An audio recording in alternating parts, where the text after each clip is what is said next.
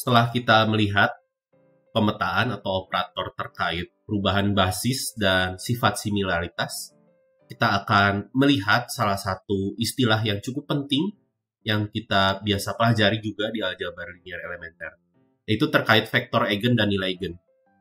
Istilah ini atau ekspresi vektor eigen dan nilai eigen ini biasanya dipergunakan untuk menyederhanakan suatu pemetaan atau operator linear.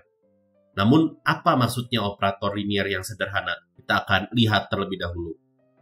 Jadi di sini kita akan lihat dulu latar belakang di balik mengapa munculnya nilai eigen dan vektor eigen, serta kita akan lihat lebih khusus lagi bagaimana cara menentukan nilai eigen dan vektor eigen dari suatu matriks.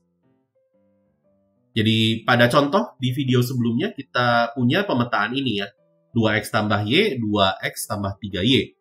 Pemetaan ini mempunyai matriks penyajian terhadap basis di sini B, ini basis baku ya, maksudnya basis baku, yaitu 21, 23.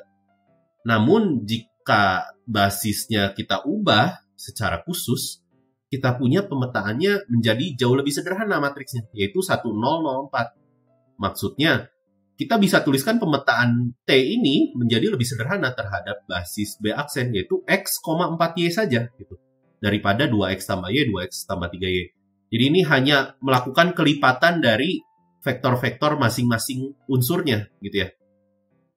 Jadi ini pemetaan yang sederhana yang dimaksud di sini.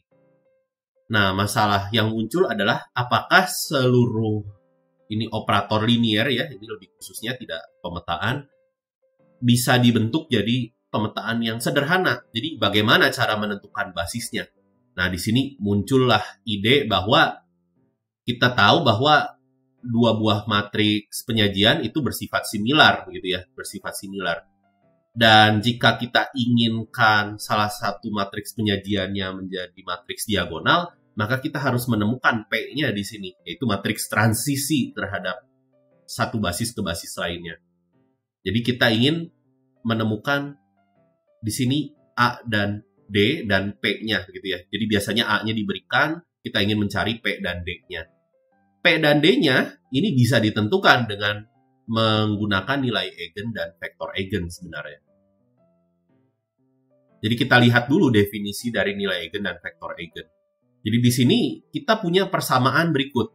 Ini matriks bujur sangkar ya, A-nya matriks bujur sangkar. AX sama dengan lambda X. Lambdanya ini skalar. Karena kita hanya membicarakan ruang vektorial, berarti kita batasi terlebih dahulu bahwa lambdanya hanya bilangan real saja, gitu ya. Dan X-nya di sini lebih khususnya vektor yang tidak boleh nol, ya. Nah, persamaan ini, penyelesaian untuk menyelesaikan masalah ini, persamaan ini disebut masalah nilai eigen. Dan lebih jauh lagi, lambdanya disebut nilai eigen. Nilai eigen ini terjemahannya nilai karakteristik, begitu ya. Dan vektor X, ingat vektornya tidak boleh nol, ini disebut vektor eigen atau vektor karakteristik yang berkaitan dengan nilai eigen lambda. Nah, lebih jauh lagi kita bisa lihat bahwa AX sama dengan lambda X ini bisa kita pindah ruaskan dan kita bisa tuliskan dia menjadi persamaan berikut. A dikurang lambda I dikalikan dengan vektor X, ini sama dengan vektor 0. Ya.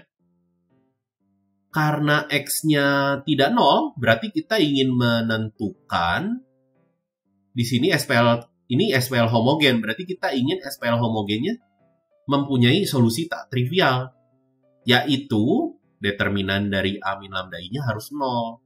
Nah, persamaan inilah yang bisa kita gunakan untuk menentukan nilai eigen dari suatu matriks. Lebih jauh lagi, ekspresi determinan ini disebut polinom karakteristik untuk A, karena bentuknya akan menjadi polinom ya, polinom dengan variabelnya lambda, begitu. Dan ada definisi lainnya lagi bahwa ruang eigen, ini ada ruang eigen yang berkaitan atau berpadanan dengan nilai eigen lambda, ini adalah inti dari pemetaan A min lambda. Ya, atau sebenarnya ini ruang solusi dari persamaan ini, gitu ya. Ruang solusinya saja. Dan nanti vektor eigennya itu bisa kita pilih melalui basis dari ruang eigennya, begitu. Jadi kita bisa lihat caranya nanti. Nah, sebagai contoh, misalnya kita punya matriks A-nya sebagai berikut. Di sini polinom karakteristiknya ya kita berarti menghitung determinan A min lambda I terlebih dahulu dan disederhanakan.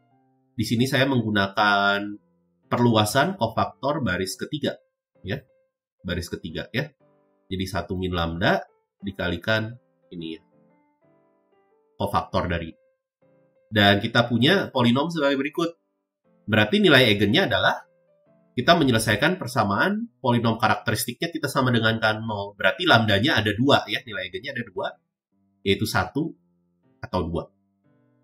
Untuk vektor eigennya, kita perlu menyelesaikan sistem persamaan linear homogennya dari masing-masing nilai eigen. Coba kita substitusi dulu. Untuk lambdanya 1, kita akan punya sebagai berikutnya, ini matriks A min lambda 1i, yaitu A min I ya. I-nya ini matriks identitas ya. Dan kita selesaikan, dan ruang solusinya, atau di sini kita lebih sebut dengan ruang eigen, kita beri simbol E1. 1 di sini menyatakan nilai eigennya ya. Ini dituliskan dalam satu buah parameter.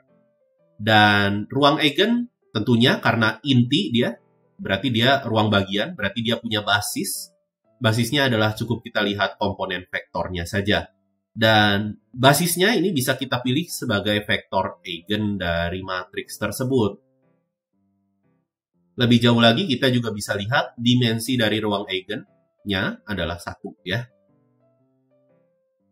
Dan ini kita lakukan cara yang serupa untuk lambda 2-nya sama dengan 2. Kita peroleh sistem persamaan linear berikut. X3-nya 0, X1 tambah X3-nya 0. Ini artinya X1-nya juga 0. Berarti X2-nya bebas ya. X2-nya bebas berarti kita punya ruang eigennya sebagai berikut. Maka vektor eigennya bisa kita pilih sebagai vektor di dalam basis ruang eigennya, yaitu 0, 1, 0. Dan dimensi ruang eigennya juga di sini 1 ya.